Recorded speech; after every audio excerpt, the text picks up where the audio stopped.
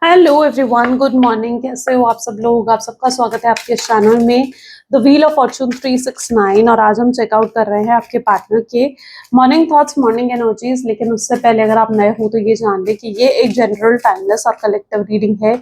जो चीज़ आपके साथ रेजोनेट करे उसे रखो, जो चीज़ रेजोनेट नहीं कर रही है उसे आप स्किप कर सकते हो। जब मैं कार्ड को शफल करूँ, अपने पार्टनर, अपने स्पेसिफिक पर्सन को याद करें। या तो आप उनका नाम ले सकते हो 3 बार, उनसे जुड़ी कोई बात आप याद कर सकते हो, या फिर आंख बंद करके आप उनके चेहरे को इमेजिन कर सकते हैं। उससे रीडिंग एक अच्छे लेवल से आपके साथ रेजोनेट करती है। और अगर आप प्रोडक्ट्स लेना चाहते हो like bracelets, crystals, love jar, courses में एनरोल करना चाहते हो तो उसके लिए भी आप मेरी टीम से मेरी वेबसाइट पर विजिट कर सकते हो www.thewheeloffortune369.com।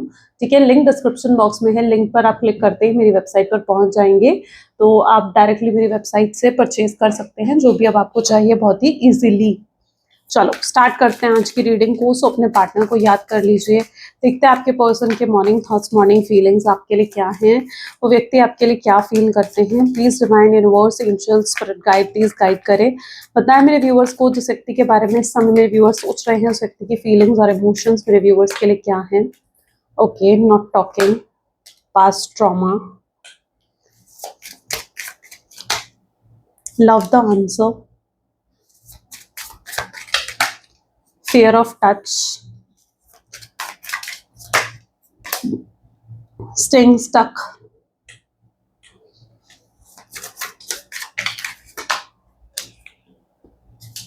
being needy, unavailable, feeling unloved, need rescuing and rushing. Okay, highlighted zodiac science आने वाले कार्ड्स में आएंगे तो रीडिंग लाइक सभी ज़ोडिएक साइन के लिए रहेगी।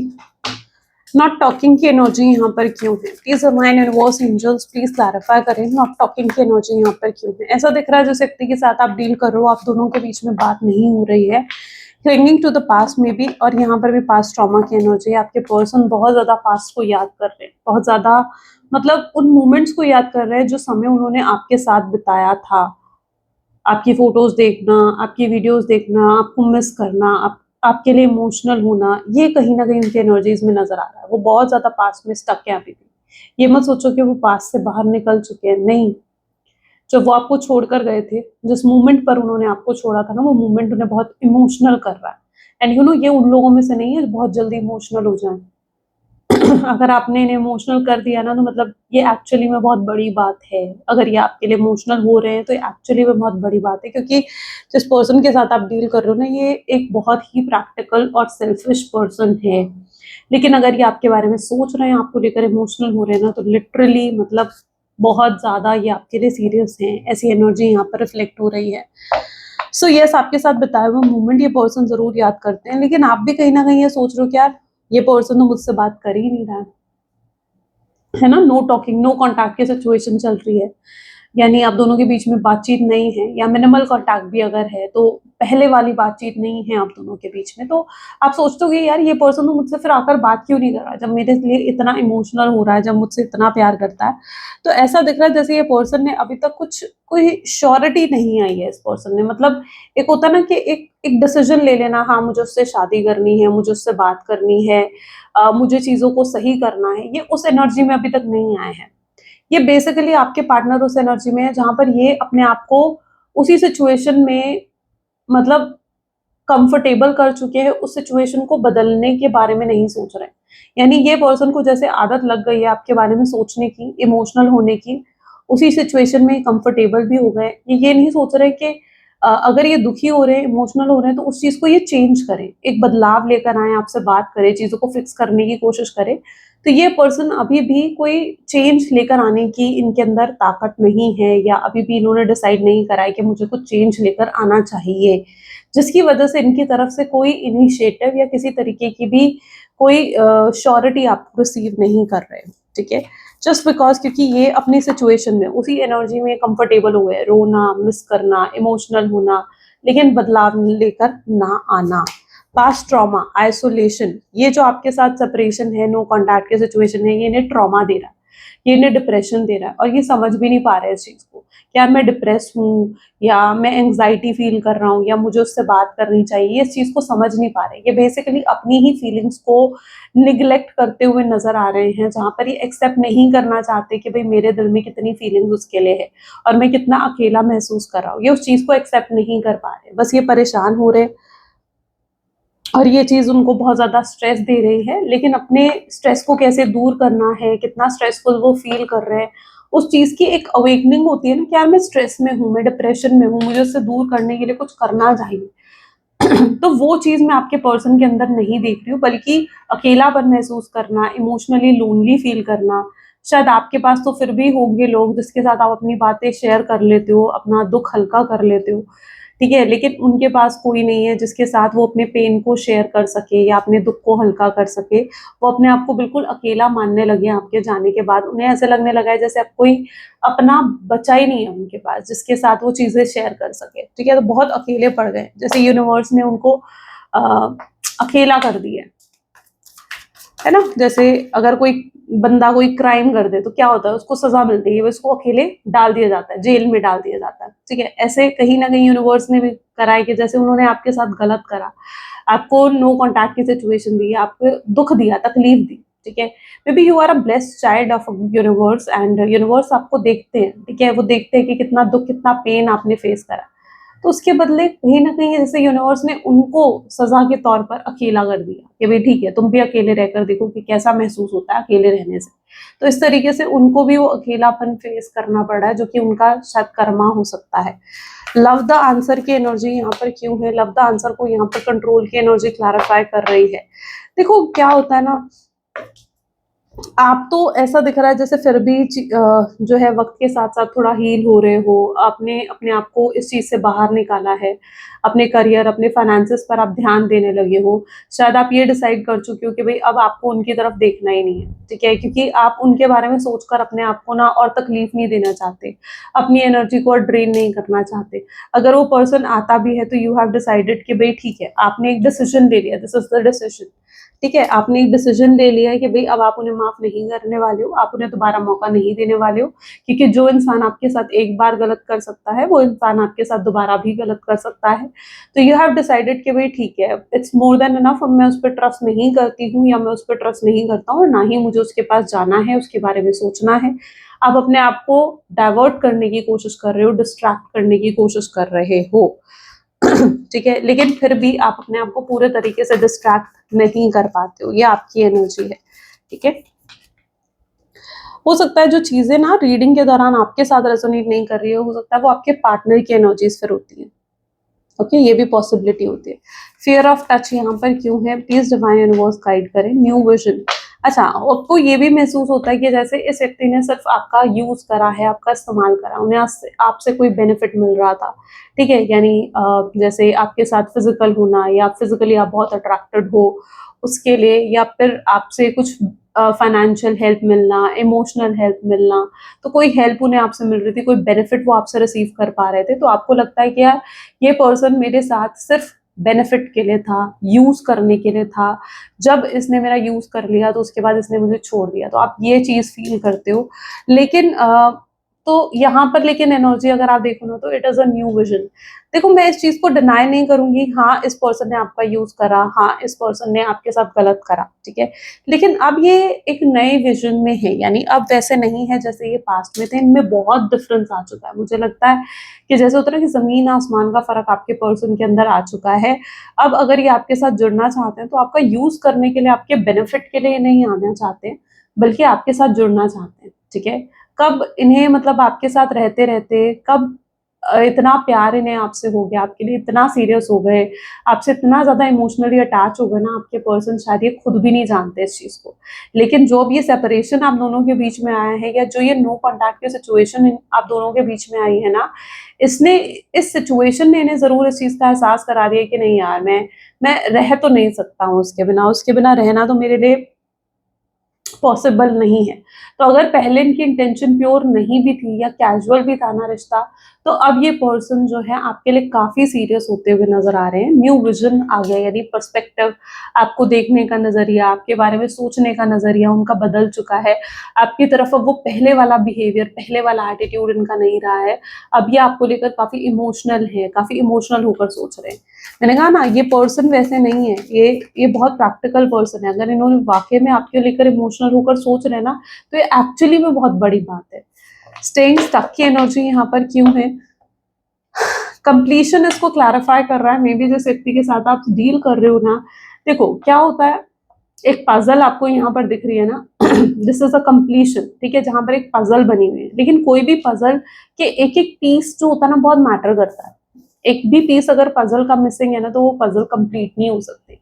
इतना मैटर आप करते हो उनके जीवन में कि अगर मतलब आप अगर उनके जीवन में नहीं हो ना, उनका जीवन फिर अधूरा ही रह जाएगा या अधूरा ही है। पता है, आप दोनों अगर दोनों एक दूसरे से मिले हो ना, तो एक सोल पर्पस है, आप दोनों के मिलने का एक पर्पस है। कुछ भी मैं कहती हूँ कि बिना रीजन के, बिना पर्पस के होता ही नहीं है। तो आप लोग मे बी सोल ग्रोथ के लिए एक दूसरे से मिले हो, और इस बर्थ में आपको इस कनेक्शन को कंप्लीट करना है, ठीक है। और ये कंप्लीट आप दोनों के मिलने से, आप दोनों की सोल्स के मिलने से ही हो सकता है। तो और सोल ग्रोथ भी आप उसी पर्पस से हासिल कर सकते हो। तो यहाँ पर कंप्लीशन होना होगा इस रिश्ते का, ठीक है। और वो आपके बिना अधूरे हैं, जैसे आप उनके बिना अधूरा महसूस करते हो, वो भी आपके बिना वैसे ही अधूरा महसूस करते हैं। तो that is what the completion. और ये अभी भी स्टक है। ये मत सोचो कि इस पर्सन ने गिव अप कर दिया है, नहीं सोचता है ये पर्सन मेरे बारे में, नहीं याद करता है मुझे, ये तो बहुत मतलबी है, आप ये सब सोचते हो उनको लेकर। लेकिन ऐसा नहीं, ये अभी भी स्टक है। Being needy, the outsider. अच्छा, यहाँ पर कुछ ऐसा भी है जहाँ पर आप अब नए फ्रेंड्स बना रहे हो, अपने लिए टाइम निकाल रहे हो, ठीक है। आपके ऊपर जो अपने रिलेशनशिप को लेकर स्ट्रेस था, अब वो धीरे धीरे मतलब खत्म हो रहा है।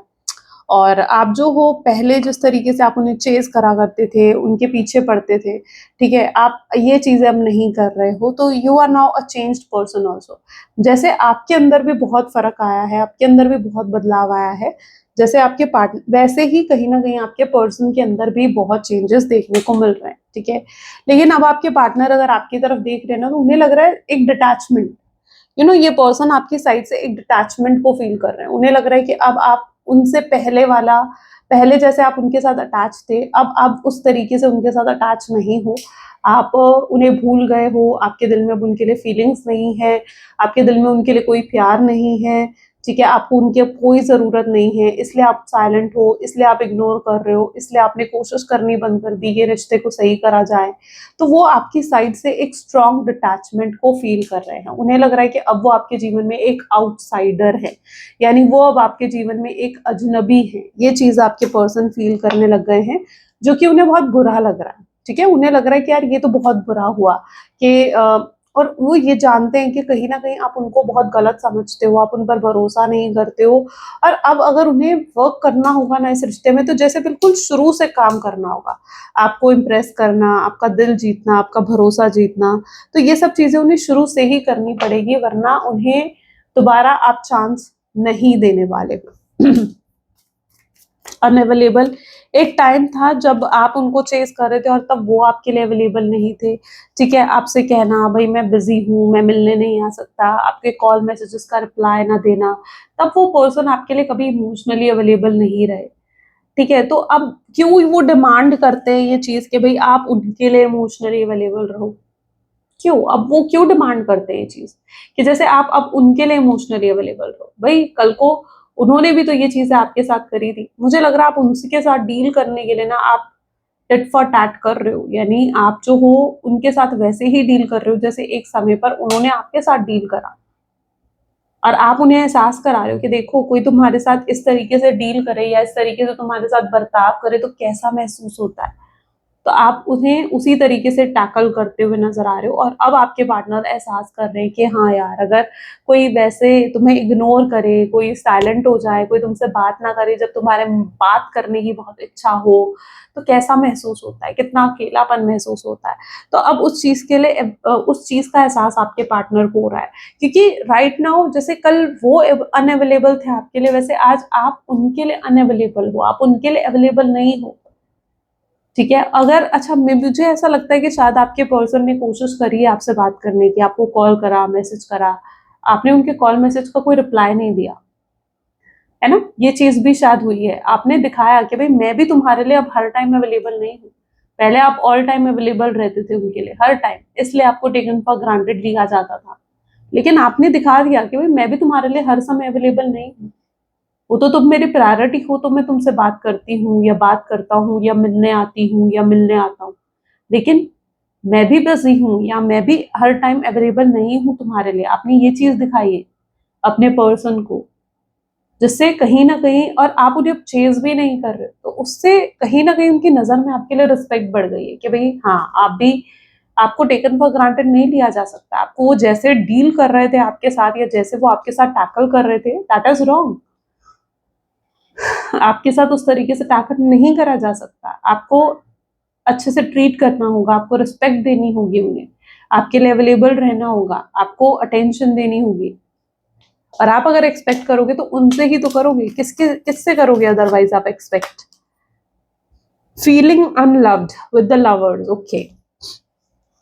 यहाँ पर मुझे दो सिचुएशन देखने को मिल रही हैं। The first one is feeling unloved, यानी कहीं ना कहीं पहले तो आपके पर्सन इस समय ऐसा महसूस कर रहे हैं जैसे वो बिल्कुल अकेले हैं, कोई उनसे प्यार नहीं करता, कोई नहीं है उनके पास, बिल्कुल अकेलापन, बिल्कुल खालीपन है उनके जीवन में। उन्हें लगता है कि आप थे जो आप उनसे इतना प्यार करते थे, ठीक है, और आप भी अब उनके जीवन में नहीं हो, और वो बिल्कुल अपने आप में बहुत अनलव्ड फील करने लगे। होता है ना, जब हम ओवर थिंकिंग करने लगते हैं या जब हम डिप्रेशन एंजाइटी में चले जाते हैं ना, तो ऐसे ही थॉट्स आते हैं, चाहे हमें लोग प्यार करते ही क्यों ना हो, ठीक है, लेकिन हमारे माइंड में इस तरीके से थॉट्स आते हैं, यार कोई मुझे प्यार नहीं करता, कोई मुझसे प्यार नहीं करता, ये थॉट्स आते हैं। तो यहाँ पर फीलिंग अनलव्ड यही चीज दिखा रही है कि उनकी ओवर थिंकिंग के कारण कहीं ना कहीं वो अपने आप को अनलव्ड फील करने लगे, वो ये महसूस करने लगे कि कोई नहीं है उनका, कोई प्यार नहीं करता, सबने उन्हें अकेला कर दिया है, सबने उन्हें अकेला छोड़ दिया है। तो वो इस जीवन में ये चीज महसूस कर रहे हैं। It is a sign of depression and anxiety as well. The lovers की एनर्जी है। अच्छा, आपके साथ ये हो रहा है कि आप भी लोगों को एंटरटेन तो नहीं कर रहे हो, मतलब कोई अगर आपसे फ्लर्ट करने की कोशिश करता है, आपसे बात करने की कोशिश करते हो, तो यू वुड लाइक आप डिस्टेंस मेंटेन कर लेते हो कि नहीं भाई, मैं, जैसे आप अवेलेबल हो ही नहीं फ्लर्ट करने के लिए, बात करने के लिए, because now you are a very strong personality, आपके अंदर भी बहुत चेंज आ गया है, यू नो।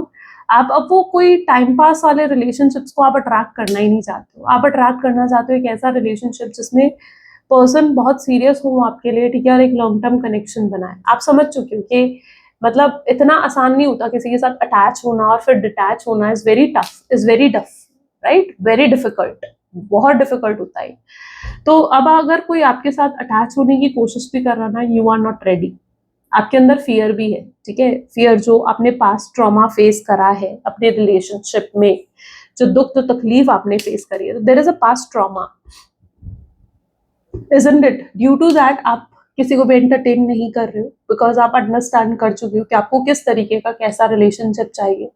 हाँ, आप जीवन में सच्चा प्यार जरूर ढूंढते हुए नजर आ रहे हो, क्योंकि अब आपको ऐसा प्यार चाहिए अपने जीवन में जो आपको हील करे, जो आपको वही प्यार दे जो आपको चाहिए, जैसा आप देते हो प्यार, जैसा प्यार आप करते हो, जो सीरियस हो आपके लिए, एक लॉन्ग टर्म कनेक्शन जो बनाने के लिए तैयार।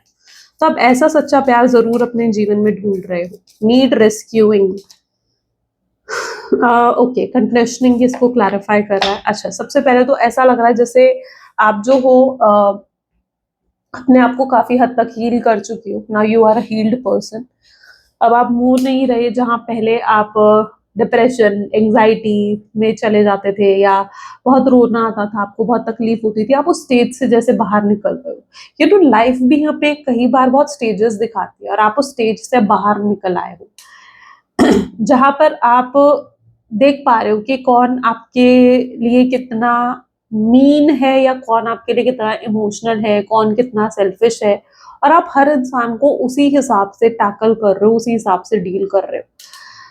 ओके, सो नाउ यहाँ पर एनर्जी कुछ ऐसी भी है जहां पर जो आपके पार्टनर हैं, ठीक है, वो भी आने वाले समय में कोई डिसीजन लेते हुए, एक श्योर डिसीजन लेते हुए नजर आएंगे और आपसे कांटेक्ट करेंगे, ताकि वो आपके पढ़कर आपसे बात कर सके और इस रिश्ते को एक नया मौका दे सके, एक नई शुरुआत करना चाहेंगे वो। ठीक है। अच्छा, अब इनका फोकस कहाँ पर होगा? इनका फोकस होगा पहले आपका दिल जीतना, आपके ट्रस्ट जीतने पर होगा इनका फोकस, क्योंकि इन्हें पता है कि एटलीस्ट आप इन पर भरोसा तो नहीं करते, कुछ भी हो जाए you don't trust this person, ठीक है। इतना बुरा धोखा ये आपको देकर गए हैं। तो ये पर्सन ही है जो आकर आपको हील करेंगे, रेस्क्यू करेंगे, यानी हील करेंगे पूरे तरीके से, क्योंकि अभी भी आप अपने आप को पूरे तरीके से हील्ड नहीं मानते हो। हाँ, आप अपने आप को डाइवर्ट कर रहे हो, लेकिन आप स्टिल अपने आप को पूरे तरीके से हील नहीं मानते हो। और यही पर्सन होंगे जो आपको आकर वो प्यार देंगे, वो केयर देंगे, और अपने प्यार से जैसे आपको हील करते हुए नजर आएंगे। तो इनकी तरफ से अप्रोच आएगा, ठीक है। और नेक्स्ट है रशिंग की एनर्जी, ट्रस्ट इसको क्लैरिफाई कर रहा है बहुत जल्दी। रशिंग दिखा रहा है कि वेरी सून, बहुत जल्दी आप इस पर्सन की तरफ से कांटेक्ट रिसीव करने वाले हो, बहुत जल्दी ही आपसे कांटेक्ट करेंगे, ठीक है। और ये लेकिन हर किसी का देखो डिवाइन टाइमिंग अलग होता है, मैं आपको हमेशा कहती हूँ सबके डिवाइन टाइमिंग सेम नहीं होते हैं, लेकिन ये पर्सन बहुत जल्दी आपके डिवाइन टाइमिंग पर आपको कांटेक्ट करने वाले हैं। और इस बार ये आपको कुछ ऑफर भी करेंगे, ऐसा नहीं है कि बिल्कुल खाली हाथ आएंगे, ये कुछ ऑफर भी करेंगे। अच्छा, फ्रेंडशिप का ऑफर के चांसेस हो सकते हैं यहाँ पर, क्योंकि इन्हें लगेगा कि यार मैं उसके साथ समय बिताऊं, मैं उसके साथ दोस्ती करूं, तो शायद मैं उसका भरोसा जीत सकूं, ठीक है। तो अगर आप तो ये कहीं ना कहीं आपके साथ जो है फ्रेंडशिप का ऑफर रखेंगे, और आप इस चीज को लेकर थोड़ा सा अपसेट हो सकते हो कि यार इतना वेट करने के बाद, इतना कुछ होने के बाद ये पर्सन मेरे साथ सिर्फ फ्रेंडशिप का ऑफर रख रहा है। बट वो सिर्फ एक फ्रेंडशिप का ऑफर नहीं होगा, बल्कि वो एक ऐसा ऑफर होगा जिसमें ये पर्सन वाज लाइक आपके साथ समय बिताने के लिए ये उनका एक एक बहाना होगा, ताकि वो फिर उस जरिए से ही तो वो आपका ट्रस्ट जीत सकेंगे ना। डायरेक्टली अगर वो आकर आपको, आप खुद सोचो, अगर वो डायरेक्टली आकर आपसे कहते हैं यार मैं तुझसे प्यार करता हूँ, मैं नहीं रह सकता तेरे बिना, तो क्या आप यकीन कर लोगे? नहीं करोगे, आप यकीन नहीं करोगे, क्योंकि आप उन पर ट्रस्ट अब नहीं करते हो जो वो आपके साथ करके गए। तो भरोसा जीतने के लिए वो कहीं ना कहीं जो भी पैंतरा आजमा सके या जो भी कुछ वो कर सके, वो उस चीज को करने के लिए तैयार होंगे, ठीक है। तो ये एक फ्रेंडशिप का ऑफर रखेंगे, ताकि वो आपके साथ समय बिताकर आपके अंदर कोई मिसअंडरस्टैंडिंग है उसे दूर कर सके, आपका भरोसा जीत सके, आपको इम्प्रेस कर सके। तो इनकी तरफ से एक स्ट्रांगली एक फ्रेंडशिप का ऑफर आता हुआ नजर आएगा आपको, ओके। चलो फ्यूचर एनर्जीज देखते हैं, फ्यूचर एनर्जीज क्या है देखते हैं। Please divine universe angels spirit guide, please guide करें क्या है फ्यूचर एनर्जीज मेरे व्यूअर्स और उनके पार्टनर की। सो सबसे पहले यहाँ पर है king of pentacles, night of cups, night of swords, empress, S of pentacles, S of swords, 10 of swords, 5 of sword, okay, 2 of cups, sorry, 2 of pentacles and 5 of pentacles। जिस व्यक्ति के साथ आप डील कर रहे हो, एक तो ऐसा दिख रहा है आने वाले समय में इतना इंटेंस लव आपके लिए फील करने वाले हैं, यानी इतना डीप फॉर्म में लव के आपके लिए फील करने वाले हैं ना, कि ये आपके बिना रह ही नहीं पाएंगे। इतना एडिक्शन, इतना अट्रैक्शन इन्हें आपकी तरफ होने वाला है, ये कहीं ना कहीं आपकी तरफ जो है बहुत ज्यादा, जिसे कहते हैं ना, डेडिकेटेड हो जाएंगे, ठीक है। ये आपके लिए इतना डेडिकेटेड हो जाएंगे, आपके लिए ऑनेस्ट, आपके लिए लॉयल होना, ठीक है। आपको ये चीज प्रूफ करके दिखाना कि हाँ भाई मैं तेरे लिए लॉयल हूँ, हाँ मैं तेरे लिए ऑनेस्ट हूँ, ये तक ये आपके पार्टनर दिखाने वाले हैं। और ये चीज ही कहीं ना कहीं आपका भरोसा जीतेगी, क्योंकि जैसे आपका भरोसा जीतने की कोशिश कर रहे हैं ना, आपको इम्प्रेस करने की कोशिश कर रहे हैं, यही चीज आपका भरोसा जीतेगी कि हाँ यार ये पर्सन अब लॉयल है, ऑनेस्ट है। ऐसा नहीं है कि अब ये फिर से मल्टीपल रिलेशनशिप्स में अगर थे तो वहां जा रहे हैं, या फिर अगर किसी ने इन्फ्लुएंस कर दिया था, कोई फैमिली मेंबर ने इन्फ्लुएंस कर दिया था, तो उसकी बात सुनकर आपको गलत ठहरा रहे हैं, ऐसा नहीं करने वाले, ठीक है। क्योंकि ये इतना इंटेंस लव आने वाले समय में आपके लिए फील करने वाले ना, जितना इन्होंने कभी भी आपके लिए फील नहीं करा होगा।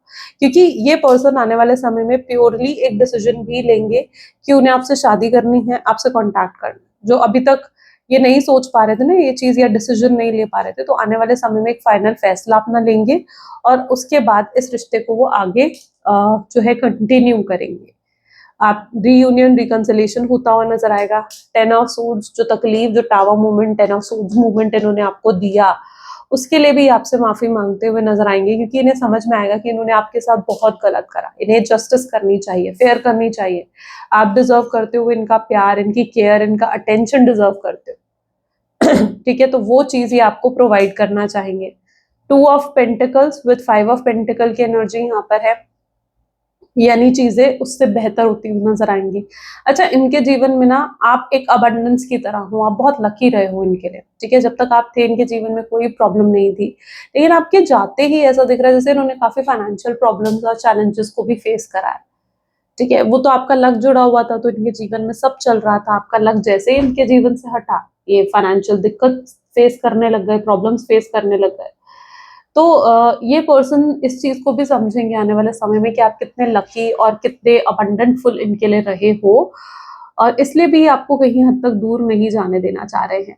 अच्छा, ऐसा नहीं है कि सिर्फ इस बार भी ये किसी बेनिफिट के लिए, किसी यूज करने के लिए आपको आपके पास आ रहे हैं। ठीक है, हो सकता है शुरू में आपको ये चीज फील हो, क्योंकि ये ना आपके साथ फिर से फ्लर्टी बातें करेंगे, तो आपको थोड़ा ये चीज फील हो सकती है, लेकिन ऐसा नहीं है। ठीक है, वो फ्लर्टी बातें अगर आपसे करते हैं, रोमांटिक टॉक भी आपसे करते हैं ना, तो उसका कहीं ना कहीं रीजन ये होगा कि वो आपको इम्प्रेस करने की कोशिश करेंगे। ठीक है, सिचुएशन को थोड़ा लाइट करने की कोशिश करेंगे। ओके, सो ये जो है, अगर आपसे फ्लर्टी बात करते हैं, लेकिन आप हो सकता है उस चीज को गलत सेंस में लो या गलत तरीके से देखो, तो मैं आपको यही कहूंगी कि जो भी ये कर रहे हैं, ठीक है, उसको उसको डीपली जाकर समझने की कोशिश करो।